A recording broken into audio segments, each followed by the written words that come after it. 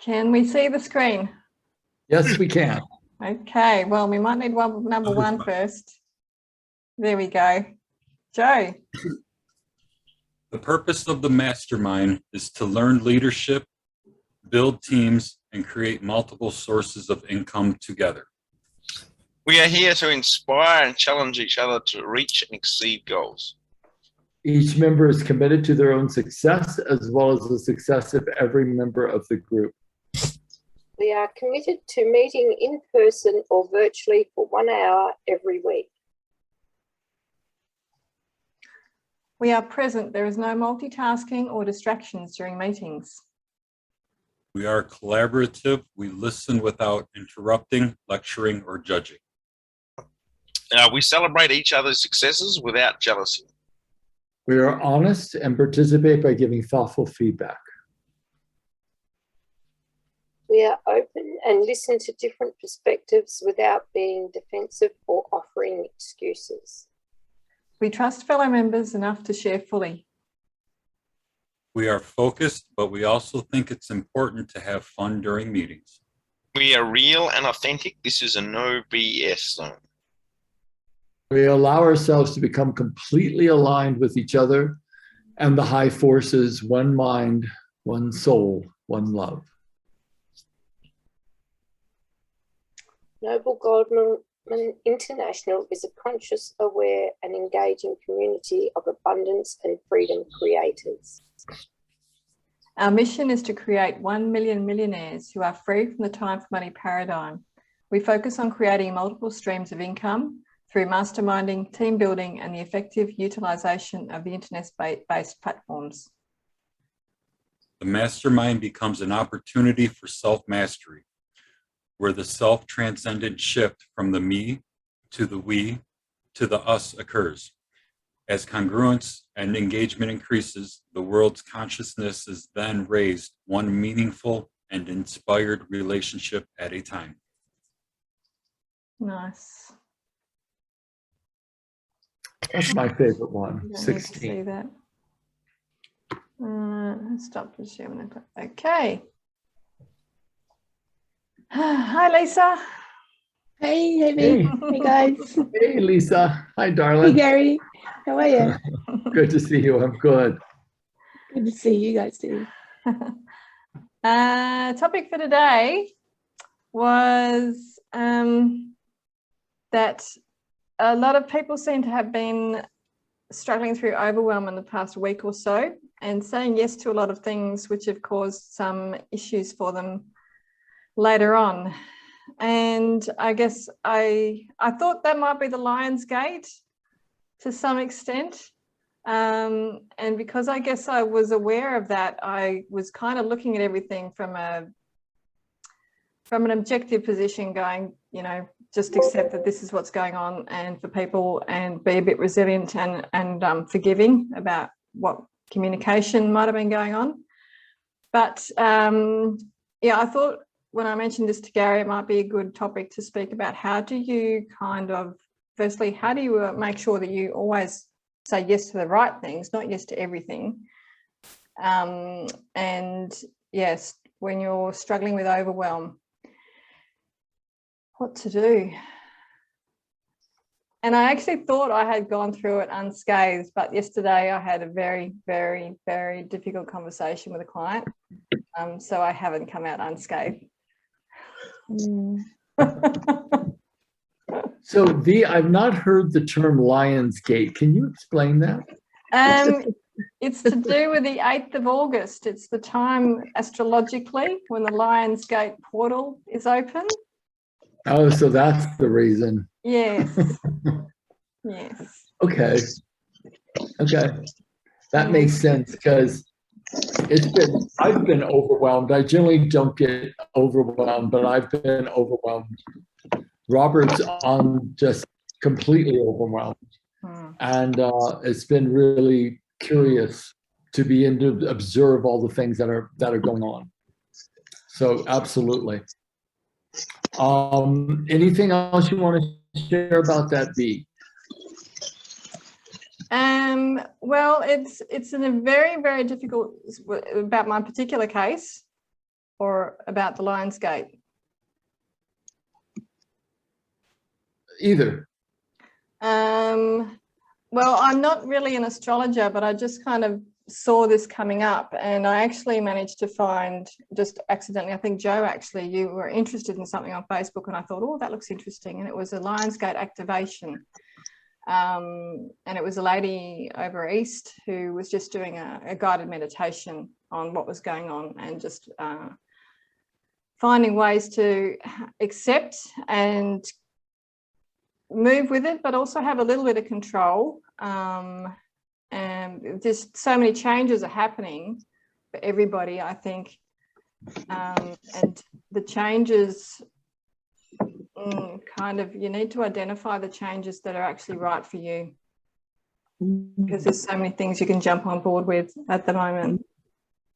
Yeah. Well, I would love to find out what other people are experiencing as far as the overwhelm goes, because, and more importantly, not so much the narrative and the story, but more about what you have done or are currently doing to actually begin to bring back resources to yourself when you feel extraordinarily overwhelmed by what you're experiencing.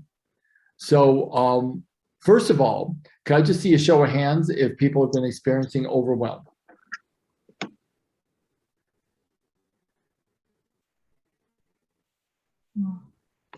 Lisa, you're the only one. I'm just like so impressed by you. Lisa, read your messages that you sent me. And I just spent a couple of days riding motorbikes around down the southwest for a break, so right now I feel pretty good. But I might have been a bit overwhelmed before that, but that blew the cobwebs out of the systems. Yeah, so the Lionsgate was from the 8th of August, so Yeah. now. So you went and rode motorbikes. Yes, that fixes everything every time. Okay, that's awesome. Callie, how about you, darling? Have you been experiencing overwhelm? Well, to me, it's normal what I experience. So you can call it overwhelm, but I don't. I call it part of my evolution, and I just go back into a healing or talk to someone like Veronica or and fix it very quickly. Like, it's not like something I like, even with my breast lump, even though I have times of emotion, it's only short-lived and then I'm fine again. Like, you know, like I don't go into the rabbit hole. I may have when I was 20 and 30, but I don't anymore. So the Lionsgate sort of didn't really affect me. In fact, I thought it was very interesting that that was happening, because I had a day of joy and peace on the Lionsgate day, and actually enjoyed just being. The Lionsgate was happening for like the 8th of August when it started, but it went for more than a week. So yeah, it was till they said I think the 12th or something, but I didn't feel that that was a problem, because to me we're always in that dip and high, and me, you know, like Mark Santos is always saying, we're always having some sort of a flow. And so it was just another word for me. Good, good. Yeah. So what you did was you used transformational linguistics to minimize whatever other emotional experience you were having, and you reframed it. Yeah, and I do that all the time. So it's not like it was something that one day of the whole year. I mean, I could call Jesus, you know, Good Friday an emotional day. Like I could call any day of the year. The day my children were born was an emotional ride of, you know, for the next 2 weeks while we're in NICU. Like, you know, I could call any of those, but I didn't. I just managed and went through the process. Well, I think it's beautiful how that statement within itself, how the judgment between good and bad, overwhelm, underwhelm, or neutrality is all kind of neutralized by redefining it linguistically. And I think that that's one of our most powerful tools, is to understand that language actually creates our reality and our emotional states. I wanted to ask you something, Callie. You mentioned a lump on your breast. Yeah. and I'll just throw this out. Just get in contact with me if you want to know any more. Yeah, I would If it actually. is the prognosis of cancer, there is a product that is Mistletoe Treatment, where mistletoe is injected right around the navel. I don't know if they have this treatment in Australia, but it's throughout Europe, and it is a bona fide cancer treatment. There's also a thing called black salve that you can, a certain types of black salve. I have a really good source for black salve. You put it on the lump and it sort of draws out whatever's there. I've done this several times with lumps and bumps and that sort of thing. So if you ever want any sources for that, you let me know, okay? Yeah, that sounds very interesting. And I know black salve, I've heard people use it for horses and skin cancers, but it's illegal here. So. Oh, God.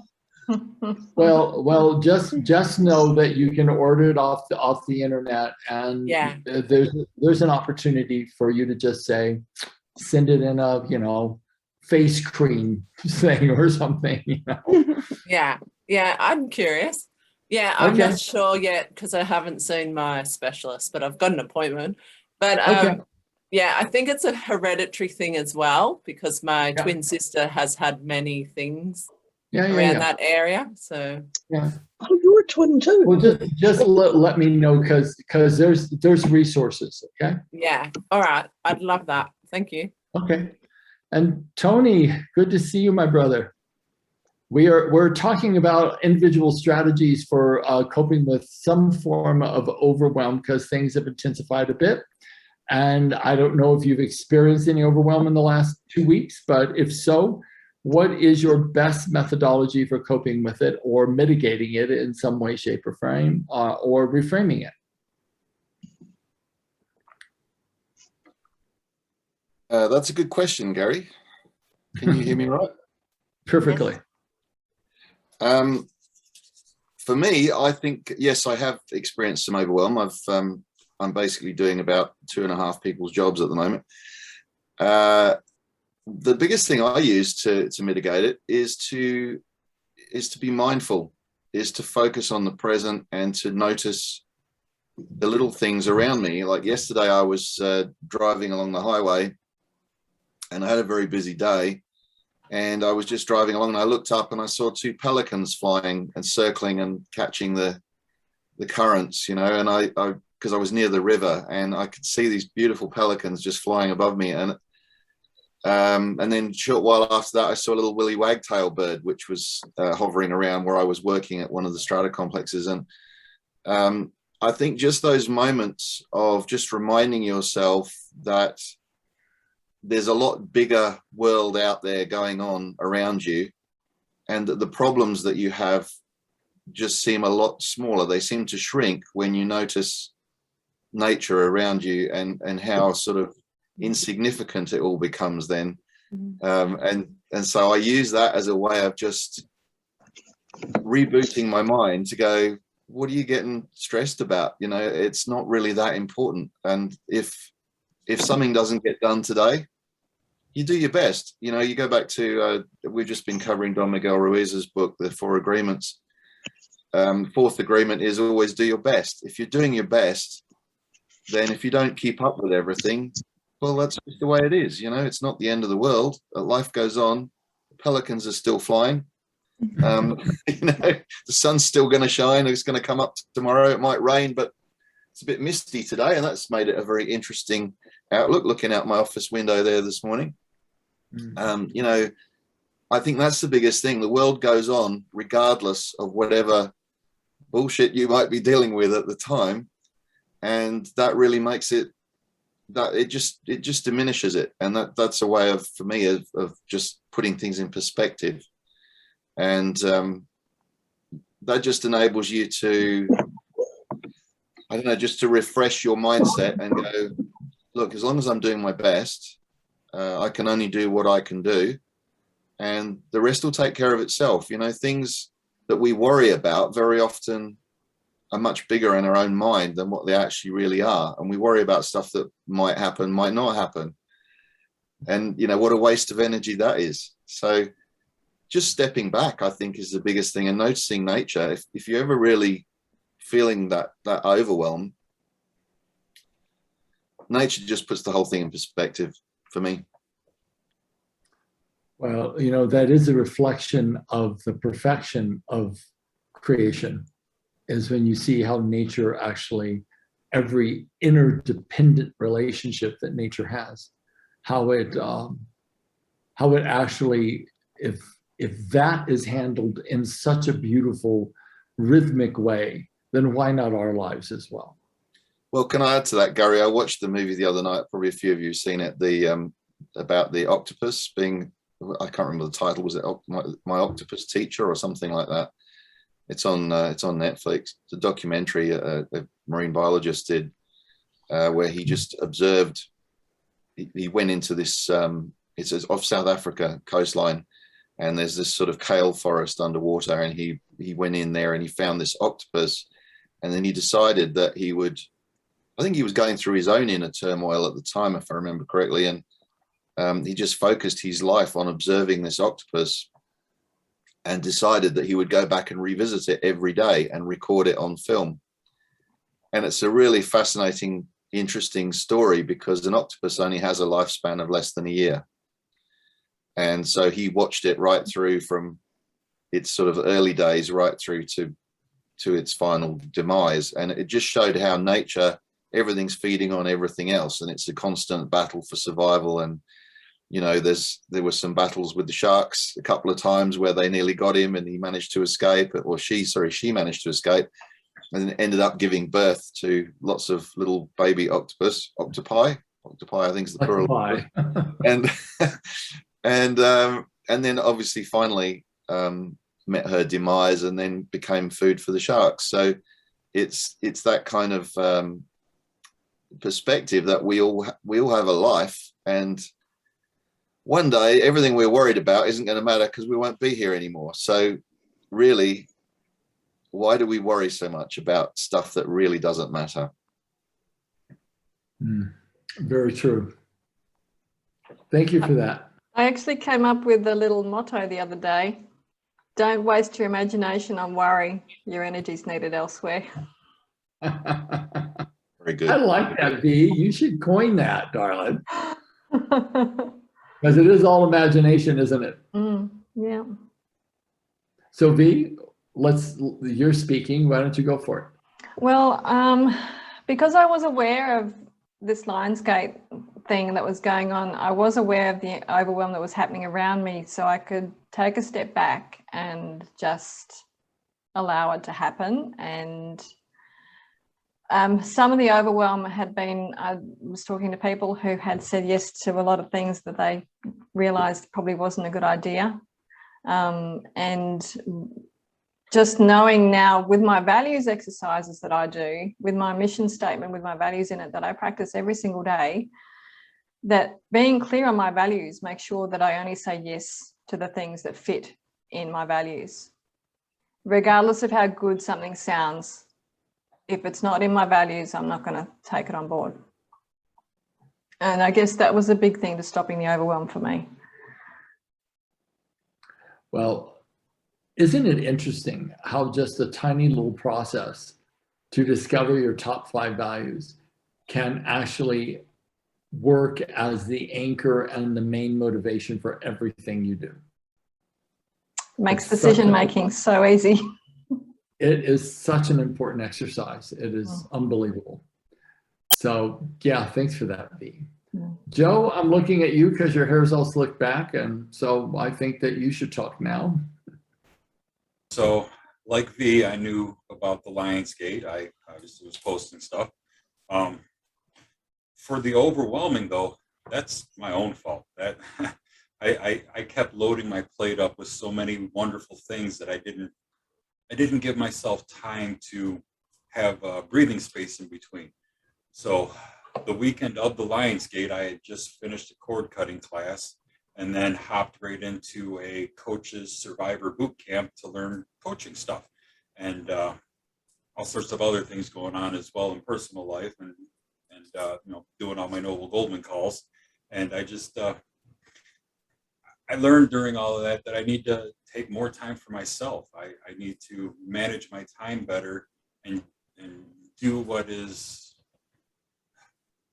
calling me the most, not just, oh, that looks pretty, let's jump into that. Like, I mean, I think I learned a lesson there where, like, I like those shiny objects, they're beautiful and I want to experience them, but at the same time, it had become so overwhelming that I wasn't able to give time to where I needed to put time. I would be on calls, but I would be focusing on other things, not like reading or writing. It just, my mind would be elsewhere. And I struggled with really fully concentrating on the present, the now moment. So yeah, I think a lot of that was definitely self-done. Now, as for the Lionsgate, one of the things I heard was it started on like the 28th of July and it went to like the 14th, I believe, of August. And during this time, lots of transformations can take place. So they could have been part of the Lionsgate on my end as well. But some of the things that I was hearing from others was something along the lines of, during the Lionsgate, you would choose what you wanted your life to be or where you wanted your life to go for like the next 3 years, 3 months or something along that lines. So that was kind of sitting on my mind a lot while I was doing all of these classes. And I don't know if I fully decided on exactly what I want. I think I more or less had surrendered to what is next instead of trying to force or fight. I just taking that step back, allowing some of these things to be cleared off of my plate and just surrender to where I am supposed to be going as opposed to where I am trying to get to. Thank you. Awesome. Thanks for that. Stan the man. How do you handle it, my friend? I'm not quite sure because it's kind of been a busy kind of weeks. Everyone's kind of running webinars and stuff that you're trying to learn. So I've been just busily signing up for stuff and then trying to catch up because some of it's recorded stuff. So then you've like spent hours and hours and hours just kind of catching up because some of it's limited time. So you're like, how many things can I whack in a whole day? I'm probably addicted to webinars and I'll watch a webinar on that soon.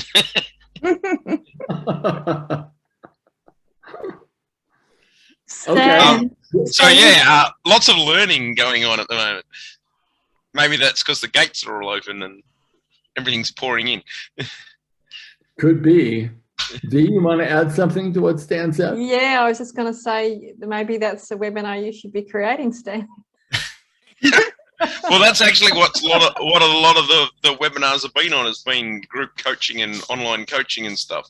So it's all been in the stuff that I'm looking for, but you know, some of it's like 12 a.m. my time, and then you know, or in the middle of the day you get up and you're like, it's only on for 3 more days and I want to get all the information, so I've watched it like 3 times. So you don't miss anything. Are you getting value, Stan? Yes. Okay, good.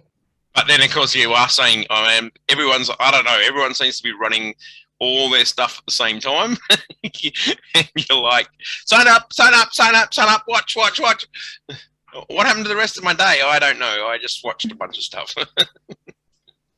Well, at some point, there's going to come a burnout, as it does with every sort of medium that goes out there for education. At one point, it was just live seminars was the deal, and everyone was all geared up for that. But there will come a burnout point where people are like, no more. I'm checking out from the webinar kind of experience. And it'll be curious to see what will replace that, if anything. Mastermind. And how people will do learnings. You know, Masterminds. Yeah, mastermind. And that's a big thing. Yeah. I love them, to tell you the truth. So, Jules, how about you, darling? How do you deal with overwhelm, or how have you dealt with overwhelm? You're muted. Yeah. You're muted. Julie, you're muted.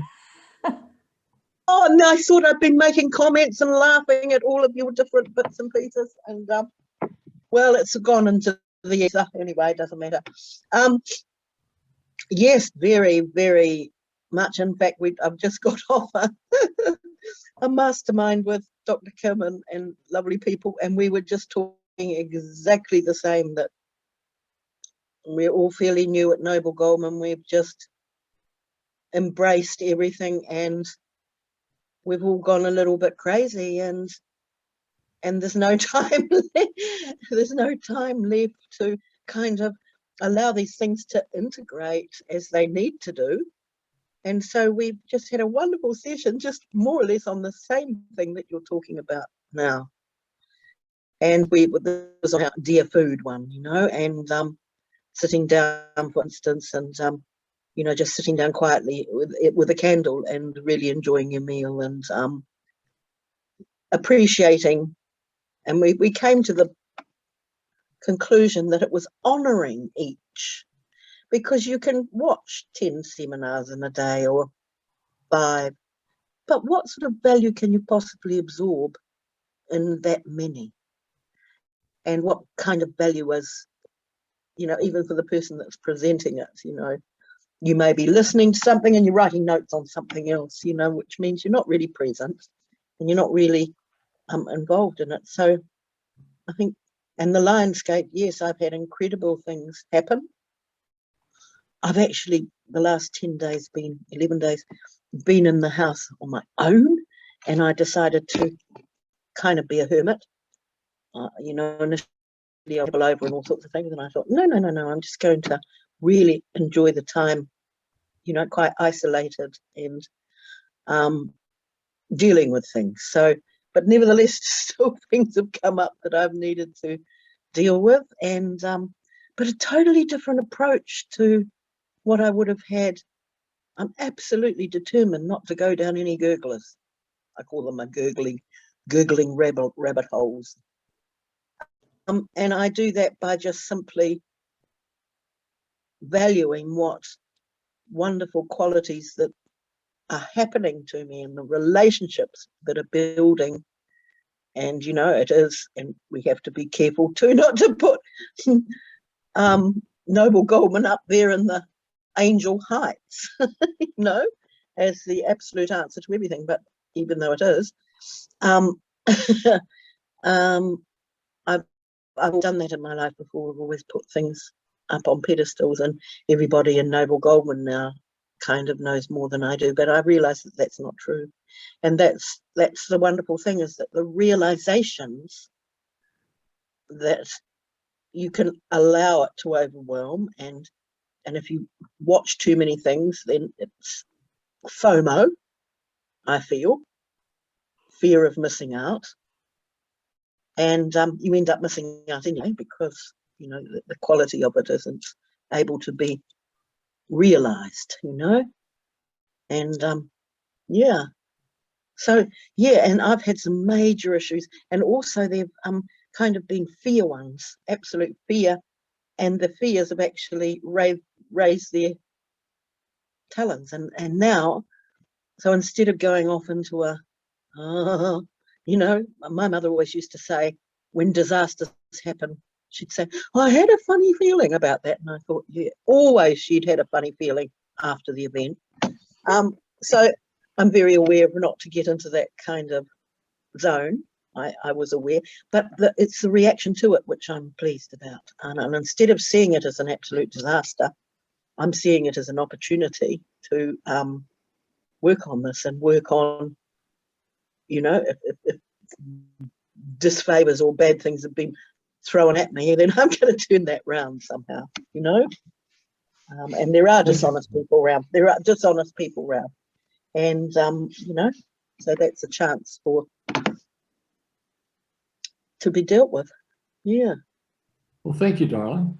I'll just speak for a bit. I had the great good fortune of meeting this man from Europe, and I met him on a national networking platform for executives, and we had a one-on-one, and he lived in India around the same time I did. He studied with a variety of different masters that I was familiar with as well.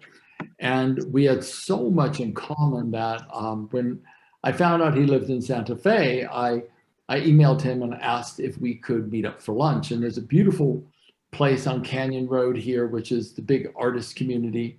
And it's called the Tea House. And so we met at the Tea House for a conversation. And I was in this place where I was in overwhelm, and I thought, what and how is this sort of infinite amount of things that I require to do ever will be maintained in a state of peace and effectiveness? And as we were talking, his whole perspective was very energetic. He's an energetic healer, and he goes into corporations and does Buddhist meditations and does things like that raises the vibration of executive teams, which is very unusual and very cutting edge for what America is normally used to. And as we were talking, I had this understanding that there was no way that I could solve the issues or the circumstances that I was experiencing with the instrument that caused them. So there was no way that I could actually utilize my mind to begin to start backpedaling on some of the obligations, and as you so beautifully put, V, over obligating and taking on more than what I can physically actually do with peace, that is. And when we got done speaking, I said to him, I said, Victor, the one thing that I know is that, and this is gonna maybe sound odd to people because maybe it won't, I don't know. But in my meditational journey, I was initiated by a living master, and in that initiation, that is an initiation where you're initiated by someone who's one with God and in the physical form at the same time. And so to sit in the presence of someone in that space, it is very much about being in the presence of the divine. And what I came to the conclusion of is that nothing actually brings me to the state of equilibrium faster than actually being in that state of being one with what I consider divine and God to me. Nothing does. No thought pattern, no chant, no meditation. It doesn't get me there except for me appreciating what I consider God being made manifest through all shapes of life. And I think someone said being in nature was the grounding point for them. And that is where you experience the manifestation of God in multiple diverse forms. And when you can sit, and this is what the Native Americans do, when you can sit in the presence of God and see it in all things, the Course in Miracles says, then you're looking through the eyes of the Holy Spirit. It's the thing that grounds you back to the core essence of you. Every one of us is seeking connection. Every one of us is seeking oneness. Every one of us has a different way of achieving it, but it's still the same remedy for all ailments of our hearts, our minds, and our spirits. If we can identify what the solution is, we can return to the solution a lot faster when we forget. But unless we look at what is it that's going to make my heart feel calm and surrendered and at peace, it's not going to come from how I figure stuff out. It's going to come from my ability to forget myself in the oneness of all things and the oneness of all creation. And see that energetic, we'll call it the divine, in all things. When we do that, we elevate our vibratory resonance and we start to become brighter. We start to become lighter and we start to elevate ourselves. When we can do that, that is the one thing that is the remedy for all suffering, because it brings us back to our own oneness. If we can do that, then I think the overwhelm immediately dissipates. And we left that conversation in this emotional state, in this commitment as well as choosing to do some corporate work together as a team, because I have things he doesn't, he's got stuff I don't. And see if we can't create a new paradigm for consulting at high levels of organizations, and have it more be around not only the energetics, because he happens to be like a triple PhD and a variety of quantum physics and all, he's super academic, but he's also deeply grounded in the spiritual world. So we're looking at doing something that could be pretty revolutionary as far as consulting goes. But the conclusion we came to was that that is literally the only way that we create a sustainable connection and a sustainable way of staying out of overwhelm. So my invitation, because I've gotten some great ideas from everyone on the call myself, but one of the things is develop your bhakti, develop your devotion, and look at what it is that you are devoting yourself to. Because whatever it is that you're devoting yourself to, that's the God you're praying to. So if we can begin to start looking at what am I devoting myself to right now? Because whatever we pray to, that will be the God that answers us. So that was my little input on staying out of overwhelm. Jan, how about you, darling? What do you do to stay out of overwhelm? My garden, and the really best part is my great nephew and niece. They just put things back into reality, but I don't see them often enough to do it. So my garden is where I like to go and work like mad and just concentrate on the garden. But yeah, I didn't realise I had the last few. I'm not quite sure for how long. I have been very overwhelmed, but I didn't really know why. And I listened to a young lady who had some horrific episodes in her life that she's getting over. By listening to everybody, I've taken her on, which hasn't done me any good. So it's given me a way of thinking about what's been happening and to just let it go and think about me rather than her, because I know that she's progressing amazing for what she had gone through for quite a few years. Jan, can I offer you a perspective? Yeah.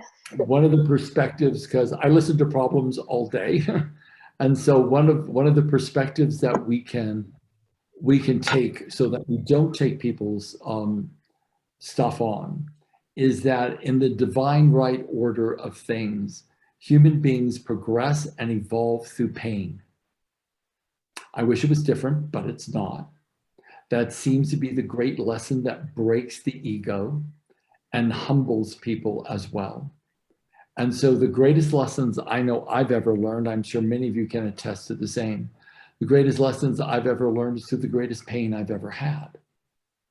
And you wake up, and in whatever that suffering is, you begin to wake up to a higher level. And as someone goes through these really big events in their lives, we have no idea what place that huge event plays in their awakening. It's almost as if their awakening cannot happen without those huge events that at the time seem quite tragic and overwhelming. But the beneficial residue, or the seed that sprouts out of the dung of the pain, is literally the most beautiful, fragrant flowers that ever lived. Because that's how human beings break out of their ego, is having their ego shattered by experiences that probably were going down the wrong direction for them. and they had to wake up and stop. I mean, I was an IV drug addict when I was a kid. I should have died, but I didn't. And those experiences woke me up, because when I finally got clean and sober, it was through spiritual experiences that got me clean and sober. And then I had to face my pain. And in the facing of that pain, I had to seek. And in the seeking, I found the master that initiated me. And so all of it, I never would have even looked if I wasn't in as much suffering as I was at the time. So how can we look at others and say their suffering is meaningless and serves no purpose? It actually serves every purpose. It's almost like the fuel that begins to build so that our rocket can finally take off. And so a lot of what we go through is when we're looking at people and we say, oh, that's just such a terrible thing that's happened to them. I sit back and go, well, maybe it's not. Do we have to help to relieve the suffering and the pain? Absolutely. But we also have to look at that there is a purpose and a reason for why all things exist. And there's a purpose and a reason and the place that it holds for our individual awakening. And so as I coach people and I listen to the suffering that they're in or the suffering that they've gone through, I'm constantly asking myself, what is the place, what is the part that this suffering is playing in their overall awakening? I can't call it bad, but I can call it purposeful and then begin to start helping them reframe it for themselves. And that seems to keep me out of feeling like I'm taking it on. And also that it helps the client chunk up to a higher perspective. Because if you don't go to a higher spiritual perspective, they don't change. They don't get that extra perspective. Does that make sense? Yes, I think that's maybe what she's been able to do to get through what she's been through. And she probably wouldn't have built that muscle without the tension of the suffering that happened. So if something incredible, like a life skill that brings you closer to whatever we consider the divine to be for us, and wakes us up and makes us stronger, if that comes out of that experience, can we actually look at the experience and call it wrong or bad? It's actually the birthplace of all change. I loved what Callie said, and I may have misinterpreted or I may have heard it exactly right. I don't know. But what I took from it, how I interpreted it, was that to just kind of remain judgeless, it doesn't mean it's good, it's bad. It's an ism, it's an experience that we're having. And rather than categorize and compartmentalize it into good and bad, compartmentalize it in an experience that's bringing me more connection, more awareness, more awakening, and more of a sense of oneness. Because there's power there. There's not necessarily that level of power in the mind and how we interpret things or even reframe them. But it is in around how we're going to go through those experiences and come out the other side and what our soul learns from it. Because this is ultimately a spiritual journey, and everything we're going through in every single person in it has some part to play in it. Our job is to stop judging and condemning and calling things good and bad. And then we start having a bit more peace. And I'm not a pro at that, by the way, but I will say I know that that's the way, and I practice it more than I ever have before. Gary, Pauline, Hi, say Pauline. again. Hi, Pauline. Carly has Do you her want to hand share, up. Pauline? Hold on, Carly has her hand up, Gary. Oh, Kelly, Yeah. go for it, darling. Sorry. If someone else hasn't shared yet, I'm happy to wait. Okay.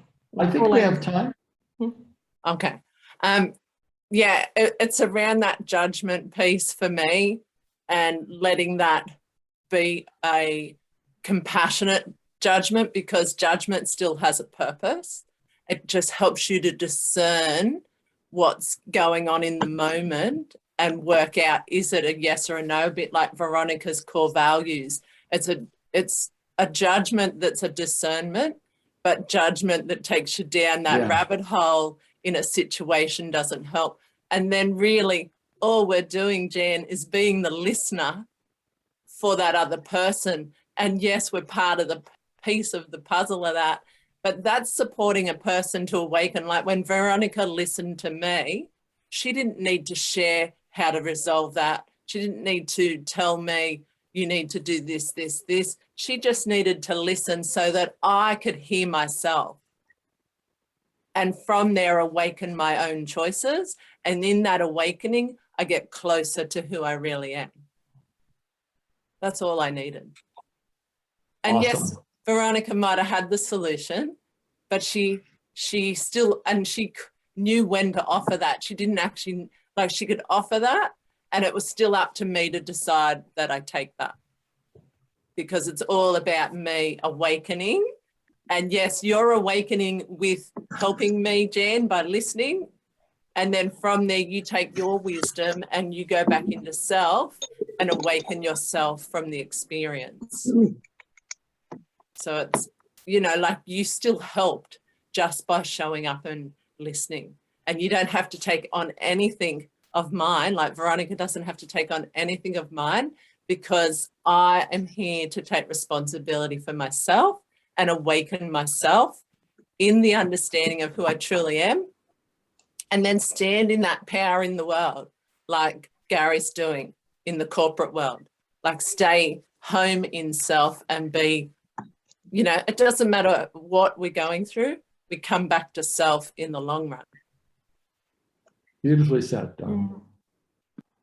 Pauline, would you like to share? We're talking about how we are managing aspects of overwhelm, because for a lot of people, life's moving very rapidly, very fast, and things are changing rapidly on many different levels. So if you're experiencing that or have experienced that, how have you coped with that? What have you done that's returned you back to you and back to your truth? This is how I cope every day. I have this amazing man on the other side. Look at that stud muffin.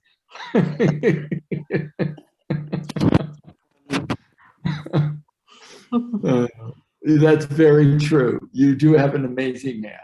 Yes, I do.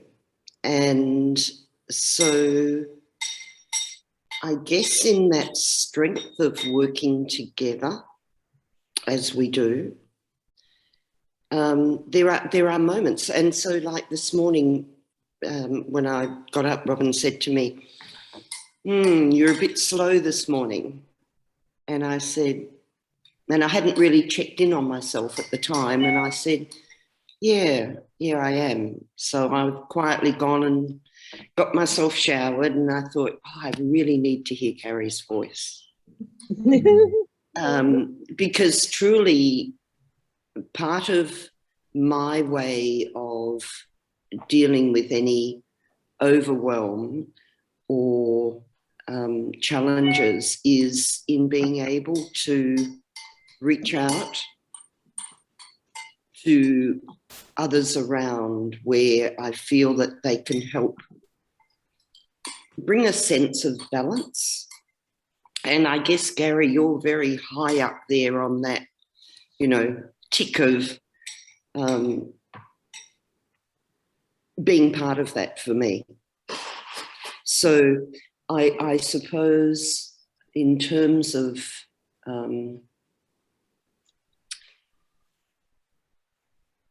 I don't know what else to say this morning, I guess, because I am slow. I just say that I reach out with others, and I do allow myself to respect that moment of, this is where I am at this moment at any time.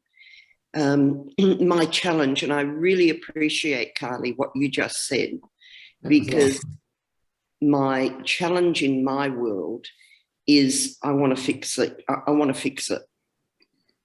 So if anything, I would be accused of listening, but then because in my head I feel I've got the way to fix it, which is not right, because I can't fix it for anyone else.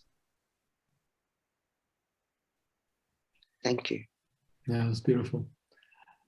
Thank you, Pauline.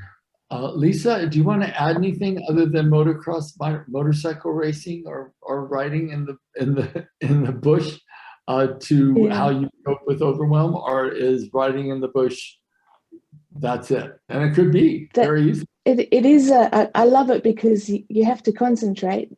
So it's a good distraction, and you do get out in nature. So even just walking through the trees, any time in nature brings you back down to earth. One thing, you know how sometimes if you're having some thoughts that are not very good, and then another thought like it joins it really quickly, and if you don't catch it early enough, you can go down that rabbit hole. Lately, I've been realizing if I catch myself in it, I realize I'm having a thought attack, and it's almost like I can imagine these thoughts swooping me.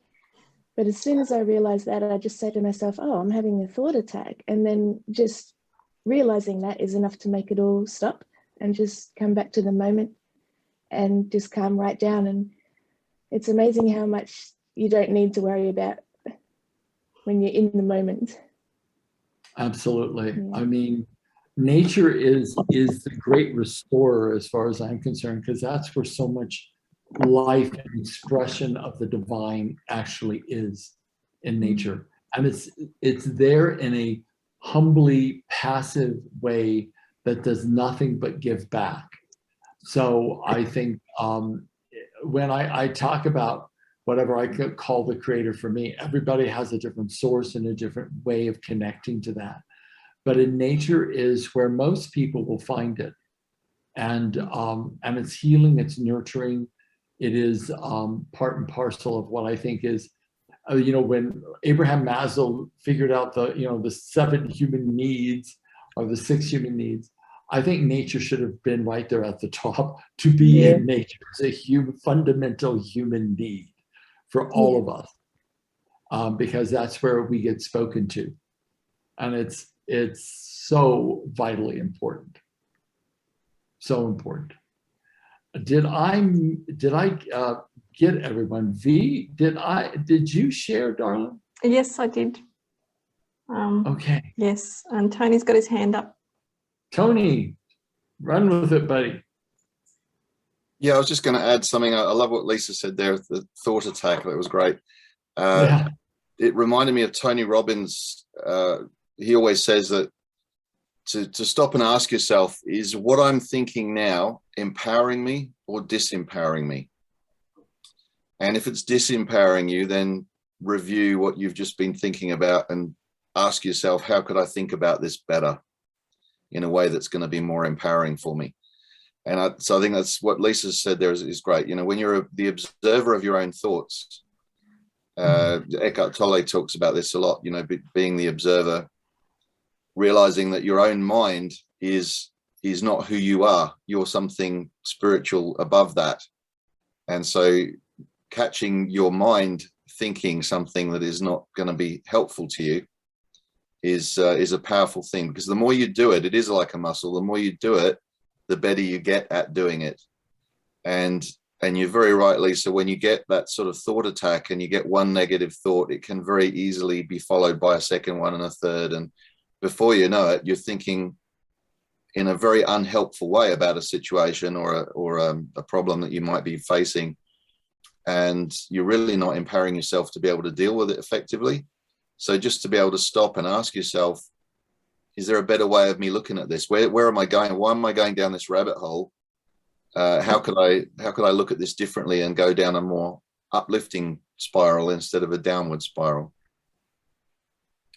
One of the things that Robert and I have put into place the other day, actually, we made a recommitment to this, is to really manage our language, because our language then affects the way that we think, our overall emotional states, therefore our behaviors. So one of the things that I'm very keen on, and we've been doing it for several days now, is managing the words that come out of our mouth, let it be stemmed in kindness. Let there be no, even joking, cursing, let there be no curse words. Let it just be absolute kindness. And it's been, it is a way of always staying, as Tony said, in a much higher emotional state that keeps the mind or the wranglings of the mind at bay. So start where creation begins, and that's the words in your mind and the words out of your mouth. And things begin to become far more easier emotionally to manage. And that includes overwhelm as well. So let's go through our ritual of leaving a word or sentence that we would like to leave from ourselves to the group. So V, I'm going to start with you, darling. What would be your word or phrase you would like to leave for the group? Oh, so much wisdom on this call today. There was a lot. Yeah, it probably all does come back to nature. Nature's the highest, and it is how I connect to what I consider divine as well. So yeah, wherever we can connect to that source, do it. Julie, what is a word that you would like to leave for the group? Gosh. Can I come back? Yes, absolutely. Lisa? Mine is peace this week. Okay, nice. Pauline, what would be a word that you'd like to leave for the group? I think today, gratitude. Well, I'm always eternally grateful to you and Robin for all you've done for me personally. And I just want to thank you. I'll always thank you for that. And likewise, Gary. Tony, I have a word now. What's that now, Jules? Acceptance. Beautiful. Tony, my friend. Perspective. Nice. Jan?